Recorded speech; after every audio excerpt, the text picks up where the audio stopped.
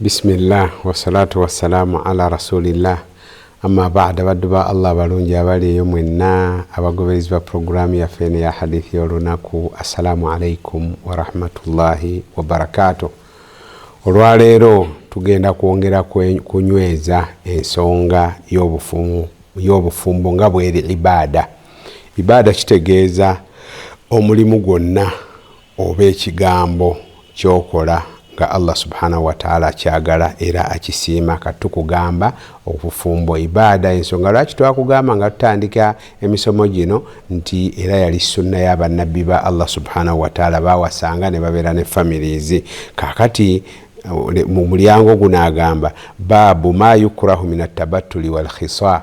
Imam Bukhari agamba nti omulyango guno gwogera ku ngeri eraga kukulaga okutamwa kw'omuntu oganze ebyobufumbo mbyesonyiye oba okweraawa. N'agamba Bukhari nti tekikkirizibwa. N'atuleetera hadithi ya Sa'd ibn Abi Waqqas agamba nti radda Rasulullahi sallallahu alayhi wasallam ala Uthman bin Mad'un at-tabattul walau adhina lahu lakhtasayna.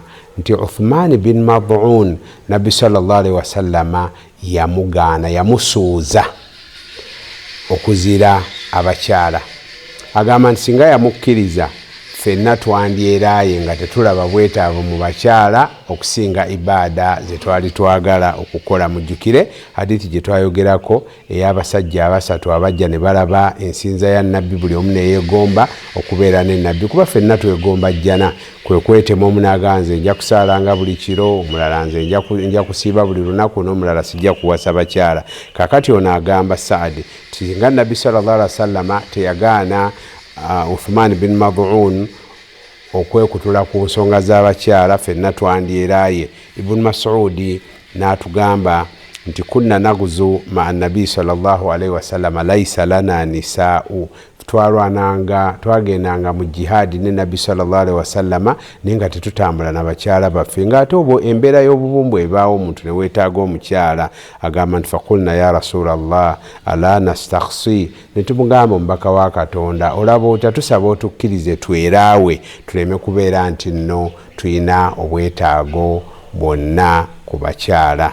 Agamba nti fanahana an dhalik. Nabbi sallallahu alaihi wasallam n'atugaana okweraawa. Singa yabakkiriza bandibadde beeraawa. Ne bagamba nti obudde obugenda ku bakyala kubalabirira kubaagala kukola kikatubwesonyiwe tukolemu ibada endala, ne nabbi yakigaana. Kyongera okunyweza kye tugambye nti obufumbo gumu ku mirimu emirungi naddala nga obutambuliza ku ddiini. Nsaba Allah subhanahu wa ta'ala abaami atufuula abaami abalungi eri bakyala baffe, n'abakyala abafuula abakyala abalungi eri babba bammwe mwenna.